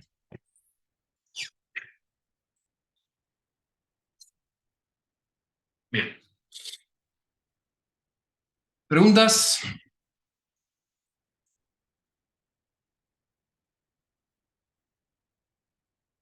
En la farmacia me compré 3 tecitos Vic. Lo que decía me lo bajé, ¿no? Pero me agarras un tecito y le puse el coso Big. Fabuloso. Pues, Fabri, ¿me escuchó? bien. ¿Dónde quedó lo de el 2 a la K? En el ejercicio te dice que la cantidad de nodos de K menos uno, bueno, en este caso sería A menos uno, Ah, más 2 nunca a usé la... esto. Yo, perdón, nunca usé esto. Ahora me estoy dando cuenta que nunca usé esta función. Es Esa era de más, mi duda, digamos. ¿Cómo? no, mira, la verdad, mira, tengo que reconocer que medio que hice el ejercicio en automático y toda esta parte de notar el patrón no hacía falta en este ejercicio en particular, porque en realidad el ejercicio ya les está dando a ustedes, qué pavo, la verdad que es una buena observación que el otro día que lo estamos haciendo en clase también lo desatendí. Eh, el ejercicio ya les está dando a ustedes cómo se relaciona un caso con el caso anterior. Entonces, en vez de este análisis que hice yo de los árboles, directamente podrían haber dicho, bueno, esto que les está dando el ejercicio se los da como hipótesis, como algo que es cierto, que ustedes no hace falta que demuestren. Dicen, bueno, esto es verdad.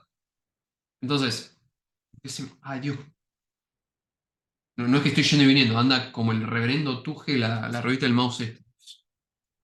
Bah. Lo que podrían haber hecho en vez de todo este análisis y toda esta perorata que les dije, que como aclaración general vale, pero en este caso particular no hacía falta. O sea, bueno, ustedes tenían que demostrar la parte, el caso para K más uno, entonces podían decir cantidad de nodos del árbol perfecto de K más uno por la definición, o sea, por hipótesis, ¿sí? Directamente escribían lo que hice ahí. Como K más uno está claro que es un número que es más grande que uno, ¿sí? Porque, digamos, K por lo menos va a valer uno y uno es uno, así que este número de acá seguramente es 2, entonces seguramente caemos en este caso. Es, bueno, la cantidad de nodos del árbol perfecto de... eh, tenemos K más uno menos uno, que en este caso es K, que lo escribimos para que quede claro, K más uno menos uno, más 2 a la K más uno. Entonces, qué pavo. La verdad que no me había percatado y les pido disculpas porque, insisto, toda esta aclaración que yo les dije del caso, hay ejercicios donde esto lo van a tener que hacer. Y hay muchos ejercicios donde lo hicimos y no le prestamos demasiada atención. O sea que la aclaración vale. En este ejercicio particular no hacía falta porque está la fórmula ahí. Siguiendo por este camino, entonces, lo que termina pasando, esto es lo mismo que decir, lo escribo acá por las dudas, claro. Si no se nota, esto es K, ¿sí? Porque es K más uno menos uno es K. Entonces, por hipótesis inductiva, esto es, hemos dicho, 2 a la K más uno menos uno más 2 a la K más uno de manera estratégica y para que quede bastante claro lo que estoy haciendo. Entonces, 2 a la K más uno más 2 a la K más uno menos uno. Si tengo un 2 a la K más uno y tengo otro 2 a la K más uno, ¿cuántos 2 a la K más uno? Tengo 2. Entonces, esto es lo mismo que 2 veces 2 a la K más uno menos uno. Y ahora sí, producto de potencias de igual base, 2 a la K más 2 menos uno. ¿Sí? Venía de ahí el asunto. No hacía falta el análisis este, que de nuevo, insisto, es correcto, es válido. No les mentí, pero este ejercicio no hacía falta. Estaba acá y no sé por qué mi cerebro lo pasó por alto.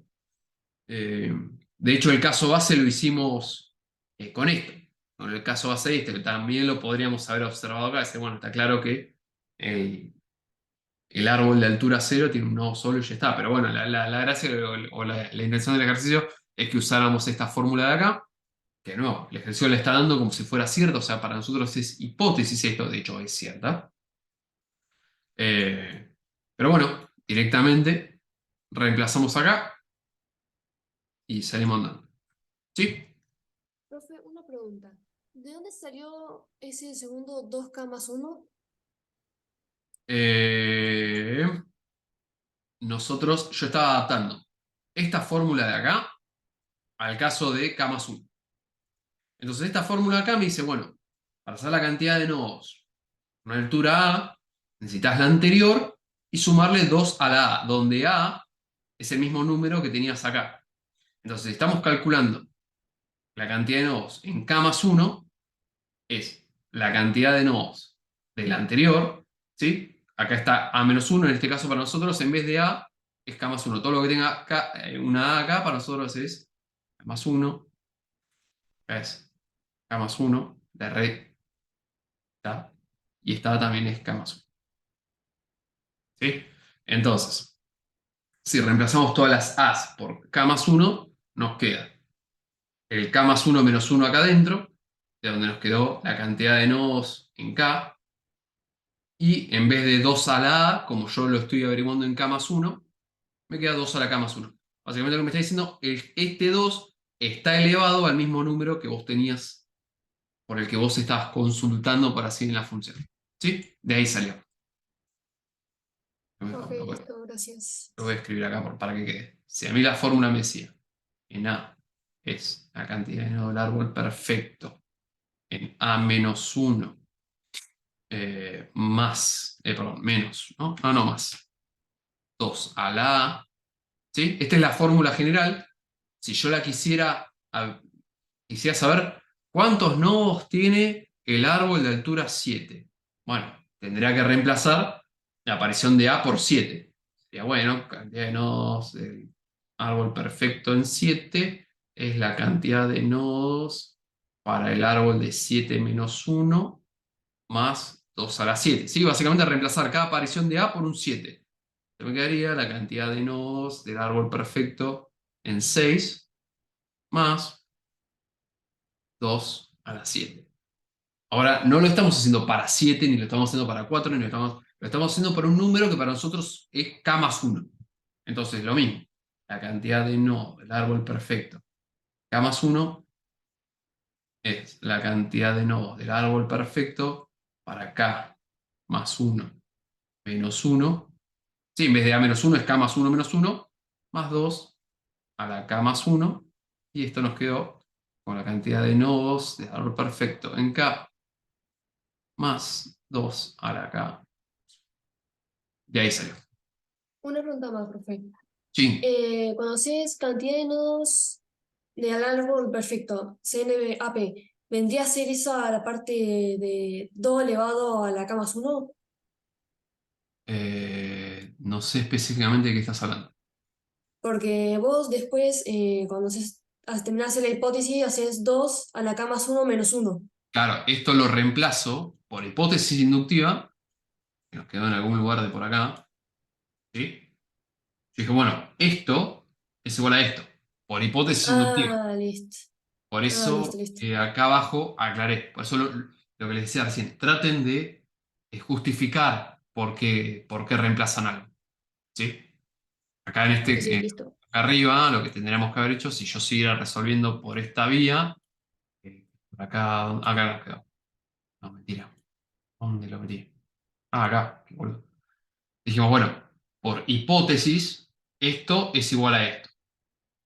Y después, por hipótesis inductiva, esta parte de acá, la reemplacé por el 2K más 1. ¿Sí?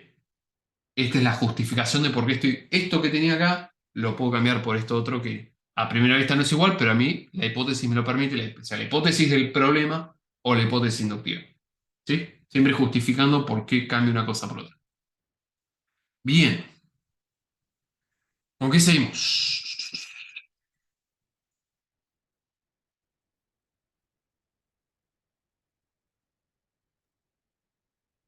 Yo tenía una duda una duda general un poco en el práctico 2. Sí, ¿Viste cuando en el ejercicio 3 te dice probar eh, que algo es vacío? ¿Eso te conviene hacerlo siempre por el absurdo? la mayoría de las demostraciones con las que, perdón, me estoy muriendo, en las que intervenga el absurdo, perdón, los conjuntos vacíos, Ah, Dios. Eh, siempre que le salte un poco, paren la oreja, pues suele ser por absurdo. Siempre que demuestran que algo es vacío, siempre que demuestran que algo es distinto a otra cosa, siempre que demuestran que un elemento es único, por ejemplo, ese tipo de cosas generalmente se muestran por absurdo. Se prestan naturalmente por la manera en la que uno puede encarar lo opuesto de ese. Es decir, bueno, si supongo, quiero demostrar que algo es vacío y luego por absurdo, bueno, supongo que hay algo en ese conjunto y ese algo termina demostrando que no puede estar porque, bueno, lleva a una situación. Mira, vamos a hacer una cosa, vamos a agarrar el ejercicio puntual, déjame que lo encuentre, para retosar. No, porque habían subido uno en Moodle, creo que está, de que justo te pone uno que es por el absurdo.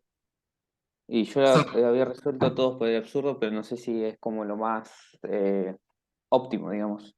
La mayoría, por eso te digo, la mayoría de las veces, voy a hablar de manera muy general.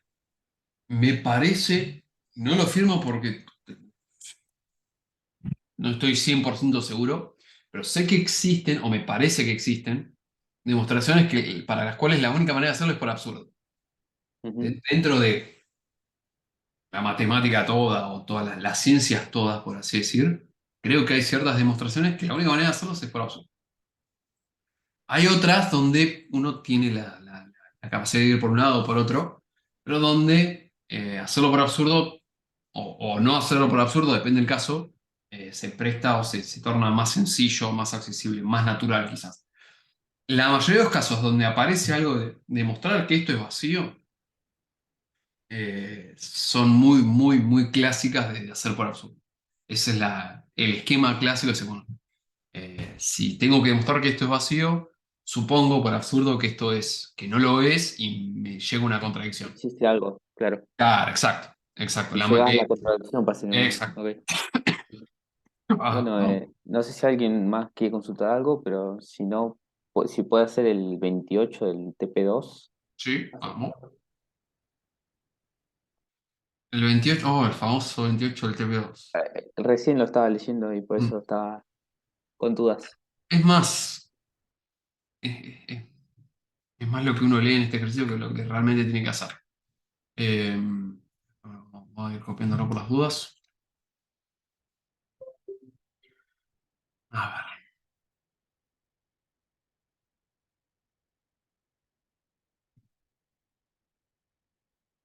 bien. Entonces, Una pregunta, mañana hay clase normal, ¿no? mañana hay clase normal. Creo que la profesora Eh, mañana va a dar las 4 horas de consulta, o sea, las 4 horas, perdón, las 2 horas de la teoría son de consulta y después hay práctica normal para... Eh, bien. Este ejercicio en la ejecución es extremadamente sencillo. Se aprueba antes de recibir el final de la materia y previo de una reacción de orden parcial sobre M. Eh, a bosta esto. A ver, a ver. Vamos a suponer que en vez de todas estas materias vamos a suponer que tenemos esto, las materias, la materia A, la materia B, la materia C y la materia D. ¿Sí? Entonces, tenemos esto. Binaria de su M tal que X está en relación con Y, sí, solo si X es igual a Y, o el final de la materia X debe ser aprobado antes de rendir el final de la materia Y. Quiero que presten atención a algo con esto, porque, digamos, cuando uno se tira a hacer el diagrama de Haas, para esto le sale muy naturalmente, pero es importante que tengan en consideración qué es lo que está haciendo. Voy a agregar una más acá solamente eh, para que quede claro. Agregar una materia E acá. Si yo, por ejemplo, tengo, o vamos a pensar un poco en la uni, ¿no? Les digo, bueno, una materia de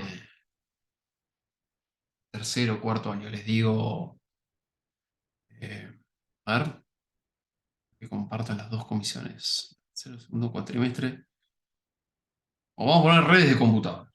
La materia algunos van a tener en cuarto, otros tienen. Y yo les pregunto, para rendir el final de redes de computadoras, ¿ustedes tienen que haber aprobado resolución de problemas y algoritmos?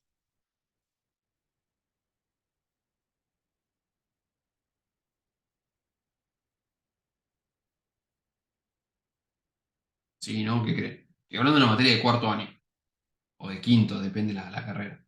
Supongo que sí.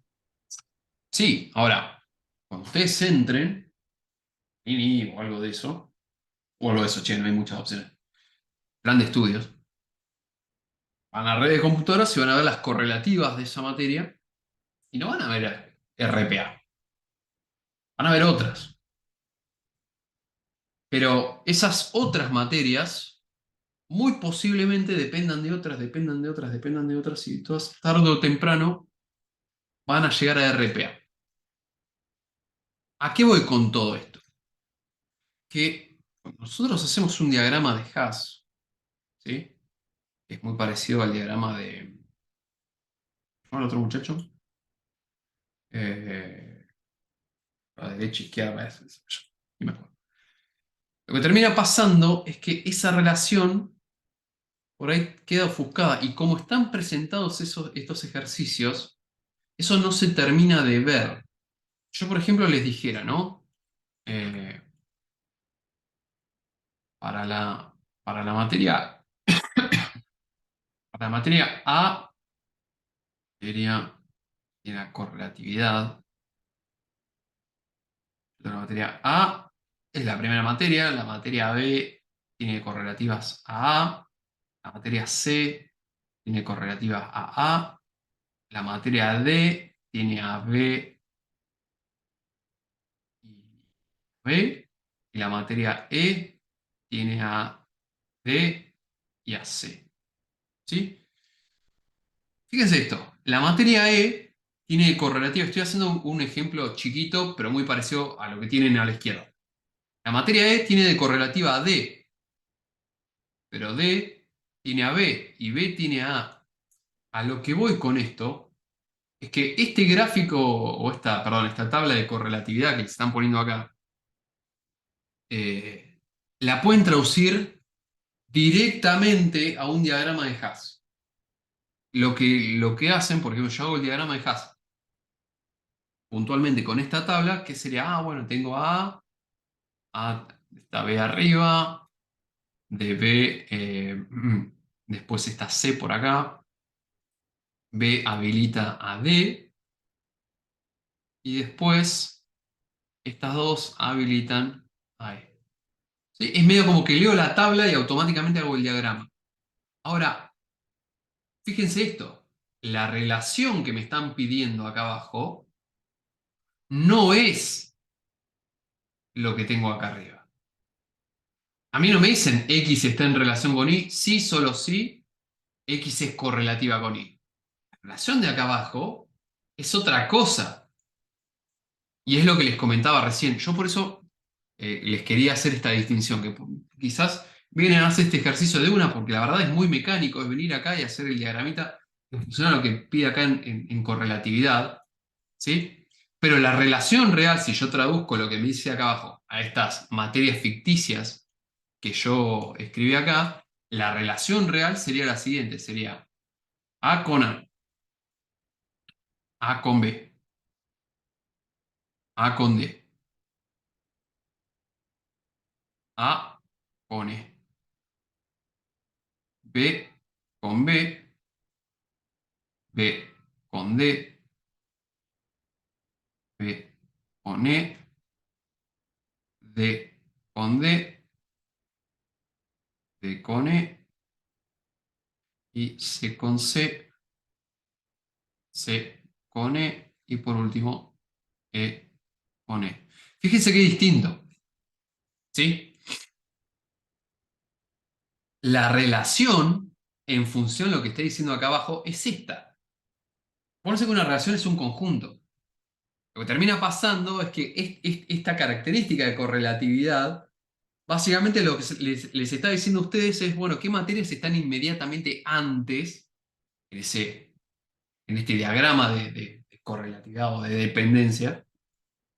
Y esto es un poco la mecánica que nosotros tenemos para armar los diagramas de Hasse, ¿sí?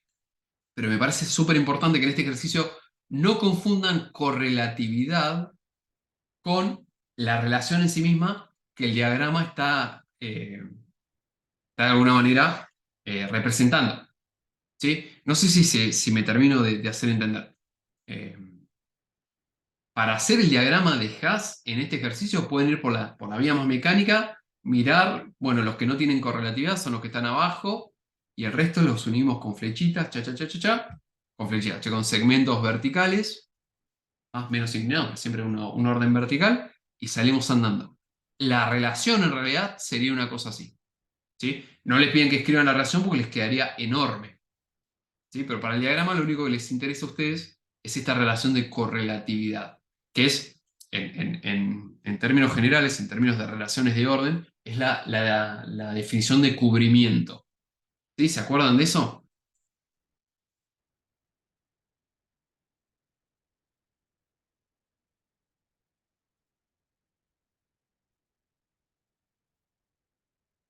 Depende, no. Traerlo. Sí.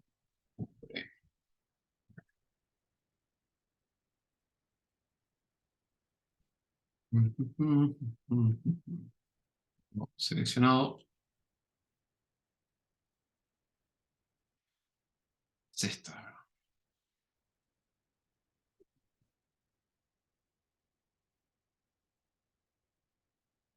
Che. Ahí va. El diagrama lo que termina siendo es, dada una relación, mostrar qué elementos cubren a cuáles. Entonces, para que un elemento cubra a otro, tienen que ser diferentes, ¿sí? Esto es lo que nos está expresando la primera. Tienen que estar en relación, pero además tienen que ser diferentes. Por ejemplo, B y D, ¿sí? Y no tiene que haber ningún elemento entre ellos, ¿sí? Por eso esta relación de correlatividad se adapta muy bien a lo que está pasando en este ejercicio. Eh, porque, ¿por qué unimos a D y a B y no unimos a A con D? Porque A es cierto que A está en relación con D, es cierto que A es diferente de D, pero B también está en relación en el medio. Perdón, B también está en relación con D. B también es diferente de D. Y B cumpliría, por ejemplo, en este caso, el rol de este X, que es un elemento que está en relación con los dos, o sea, por arriba de uno y por debajo del otro, y que es diferente. Por lo tanto, tiene que ir entre A y D. Pero no hay nadie que esté entre B y D, no hay nadie que se les pueda meter en el medio. ¿Sí? B no está en relación con nadie que esté en relación con D y que sea diferente a D. ¿Sí? Nada, me pareció un concepto que por ahí, la mecánica para hacer este ejercicio es, para hacer el diagrama en principio, copian directamente el cuadro como está, los unen como está y les sale de una. ¿Sí? Yo hice un ejemplo chiquitito acá de juguete en vez de materia, pues ABCDE, pero me sirve para ilustrar este punto. Y la relación es correlativa de, no es la relación que les está pidiendo el ejercicio. En realidad la correlatividad lo que termina mostrando no es otra cosa que el cubrimiento. ¿Sí? ¿Cuáles son las materias que están inmediatamente antes? Eh, para mostrar que esto es de... ¿Cómo se llama esto? Es de orden, es una paja en realidad. Tendrán que ir uno por uno. Esto se hace por extensión, no queda otra, porque no es que hay una propiedad matemática que determina la correlatividad. Así que si quieren no lo hagan, no pasa nada. O háganlo si quieren, diviértanse. Órdenes topológicos. ¿Se acuerdan cómo hacer los órdenes topológicos? Profe, una pregunta. Para mostrar el que es de orden parcial, ¿tendría que hacer todos los, así como hiciste ahí con A, con B, así o no? Claro, porque, a ver, ¿qué es lo que pasa? Cuando es una relación matemática, es mucho más fácil porque podés, bueno, dado X e Y, como la relación la podés deducir algebraicamente, nada, pues puedes hacer un análisis, como yo te digo, a ver, sea, vamos a un ejemplo, digo, sea, no sé, el conjunto inicial son los naturales. Yo digo que la relación sobre la compuesta, no, define una relación sobre los naturales que sea eh, R igual, perdón. Son X está en relación con Y, sí, solo sí, son los X y, tal que Y es divisible, vamos a ver, X divide a Y. ¿Sí? Divide, vamos a escribir para que quede claro, ahí, ¿no? Y demostrar que esto es de orden es, no sé, la palabra usa de sencillo, pero por lo menos lo puedo hacer de manera genérica, porque esta relación divide eh, es matemática. O sea, puedo agarrar dos elementos cualquiera, sea X e Y de la relación, entonces tal cosa. Pero acá la relación es correlativa. Y esa relación de correlatividad es una cosa recontra arbitraria dada en este cuadro acá. Entonces tenés que ir uno por uno. Eso demostrar que esto es de orden es una paja. Básicamente tendrías que ir por todos los elementos del conjunto y mostrar que en principio está, bueno, la parte de reflexividad es sencilla porque básicamente te lo dicen. ¿Ah? Si X es igual a Y, está en la relación, listo, fantástico. XX está en la relación para todos. Pero el resto, una paja porque tenés, bueno, entonces, para teoría de la computabilidad está en relación con este, con este, con este, pero no está al revés. Demostrar la relación de orden para esto es una paja.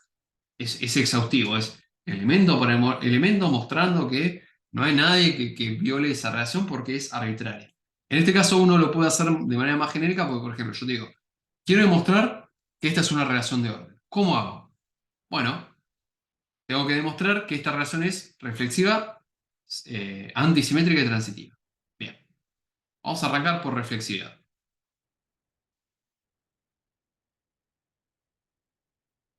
¿Qué es lo que quiero probar? Bueno, quiero probar que si X pertenece a los naturales, entonces X, o el par XX, pertenece a la relación que yo acabo de definir, que es la relación divide, básicamente.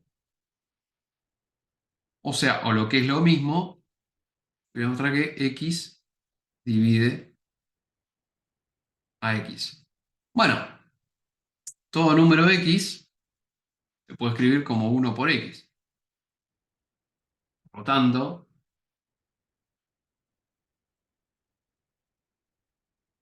X divide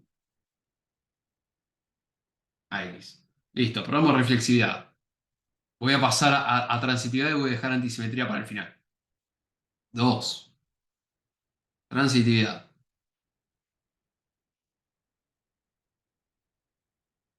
¿Qué es lo que quiero probar? Bueno, quiero probar que si X y pertenece a la relación y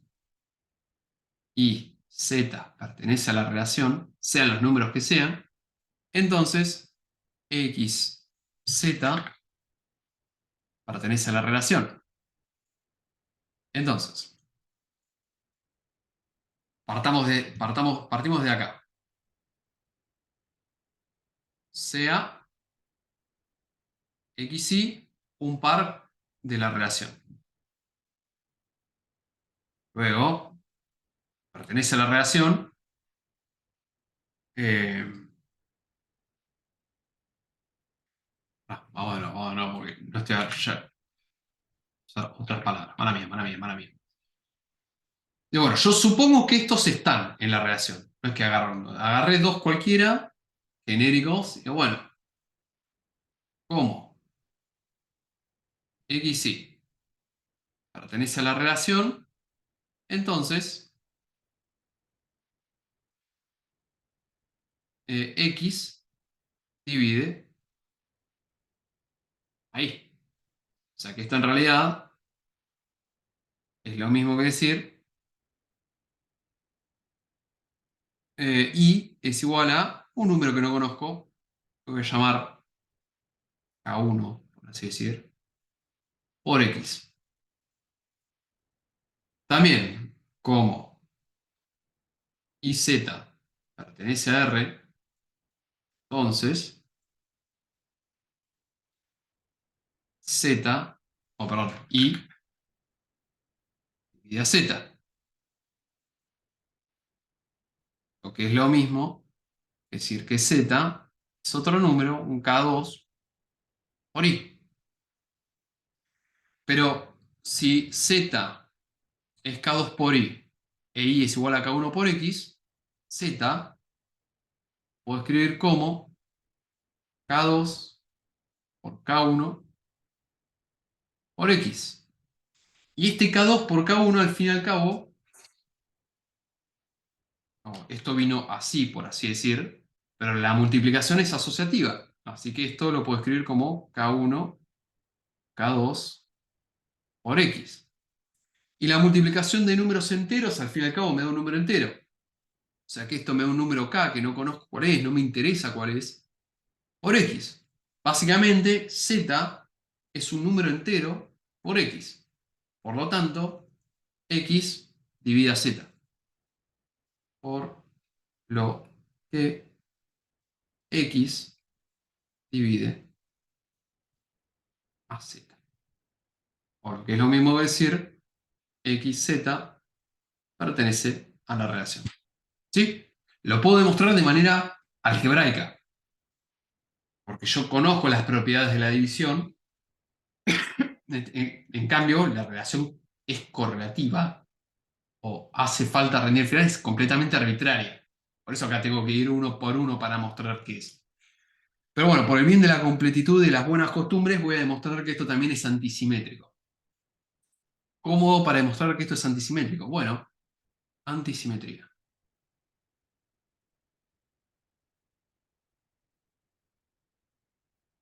Yo quiero probar que sí, hay un par x y en la relación. Y también hay un par y x en la misma relación, o sea, el mismo par dado vuelta. Entonces, tiene que ocurrir que x sea igual a y. Y esto es creo que la única manera de hacerlo es por absurdo. ¿Sí? Yo lo que voy a hacer es, bueno, voy a probar esta propiedad por absurdo. Cuando probamos una implicación por absurdo, ¿qué hacíamos? Manteníamos la hipótesis, ¿sí? Pongo por absurdo, que se cumple todo lo que dice la hipótesis, o sea que XY pertenece a R y que IX pertenece a R, y lo opuesto a la conclusión. O sea que vale la hipótesis, pero que también ocurre que X es distinto de Y. ¿Sí? Son como las pruebas indirectas que hacemos en la primera unidad. Mantengo la hipótesis, pero digo, bueno, puede pasar que esto de acá no se cumple, ocurre exactamente lo opuesto. Su negación, mejor dicho. Ok, ¿qué sé yo? Bueno, como lo escribo directamente, X divide a Y, ¿sí? Por esto. Y además, X es diferente de Y, yo puedo asegurar que X, valor absoluto de X, vamos a suponer que estamos laburando sobre los positivos, sino directamente el valor absoluto. X es menor que Y. ¿Sí? Digo en realidad porque si no tengo que considerar el caso de los negativos y eso es una paja. Pero bueno, pensemos en los positivos, si no directamente escriban valor absoluto. Vamos a escribir valor absoluto así. Sí, porque, por ejemplo, ¿cómo se llama esto? El -4 o el 2, es cierto que 2 divide a -4, pero -4 es menor que 2. Pero lo que no se cumple es que el valor absoluto de 2 es menor que el valor absoluto de 4. Si no, si quieren pensar solamente los positivos, es lo mismo. La demostración es similar. Bien, pensemos en los naturales y a la mierda. No, olvidemos el valor absoluto. Supongamos que estamos laborando sobre lo natural. Bueno, también como y divide a x,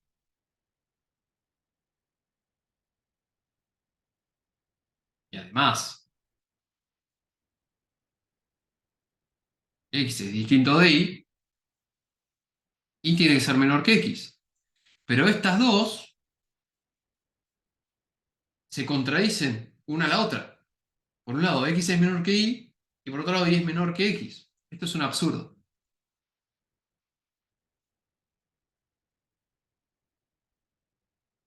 El absurdo provino de suponer, ¿sí? El absurdo provino de suponer que x era distinto de y. ¿Sí? Por lo tanto, esta relación es antisimétrica. ¿Sí? Aclaración importante, esta parte de acá no la estoy demostrando, es una propiedad algebraica, no hace falta que ustedes la demuestren. Pero creo que esto era un ejercicio de uno de los parciales. Que les daban esta misma relación y tenían que demostrar que era de orden. La manera de hacerlo es así. ¿Sí? Reflexividad y transitividad son bastante sencillos. Antisimetría, normalmente, para mostrar antisimetría, muy común recurrir al absurdo. ¿Sí? Pero no, ¿por qué lo puede hacer así? Porque la relación divide es una relación matemática de la cual yo puedo derivar propiedades conocidas y bla, bla, bla. En cambio, esto, vamos acá, es una relación completamente arbitraria. ¿Sí? Viene alguien con este está con este está con este está con este, sin una lógica matemática detrás. Por lo tanto, la única manera de demostrar que esto es de orden es ir uno por uno, chequeando esto no lo incumple, esto no lo incumple, esto no lo incumple, esto no lo incumple. Es una paja secundaria. ¿Sí? Profe, una pregunta. En la antisimetría, ¿cómo, o sea, cómo te das cuenta que tienes que trabajar con el absurdo ahí, digamos? Porque vos lo ves ahí Sí, a ver, por eso te digo, es un poco intuición.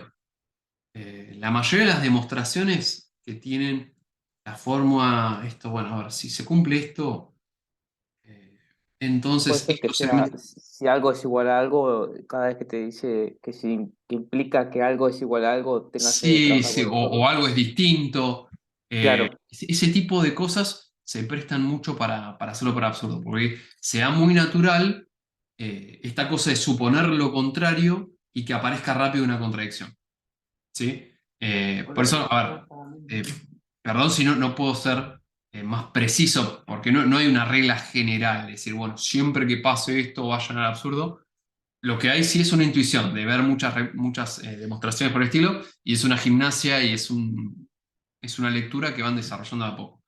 Pero como intuición y como regla general, cuando tienen que demostrar que, bueno, mira, pasa esto con estos elementos o con estos números, entonces tienen que ser iguales, o este es mayor que el otro. Cuando hay una relación como consecuencia, ¿sí? Donde podemos fácilmente establecer qué es lo opuesto, ¿sí? Por ejemplo, en este caso, tenemos que demostrar que eran iguales. Bueno, cuando no son iguales, ¿qué son? Son diferentes. Ok, vamos a suponer que son diferentes y ver qué pasa. ¿Sí? En ese tipo de casos, el absurdo se presta de manera muy natural justamente por eso. Porque podemos establecer con facilidad lo opuesto de lo que queremos demostrar y llegar a una contradicción rápidamente. Por eso les decía, por ejemplo, en el caso del el conjunto vacío, bueno, si el conjunto tiene que ser vacío, ¿qué es lo contrario? Bueno, que tenga al menos un elemento. Bueno, ¿sí? Podemos evaluar de manera muy, muy rápida qué sería lo contrario. La mayoría de las implicaciones donde uno puede establecer lo opuesto de la conclusión se prestan mucho a la demostración por absurdo. ok, ok. Bueno, chicos, se hicieron las 5. Nada, aprovechen la consulta de mañana. De nuevo, estoy casi seguro que la profesora Va a dar las 2 horas de consulta y obviamente van a estar los chicos después. Y nada, la mejor de las suertes para el viernes. Dale, gracias. Nos vemos la próxima. Adiós. Nos vemos.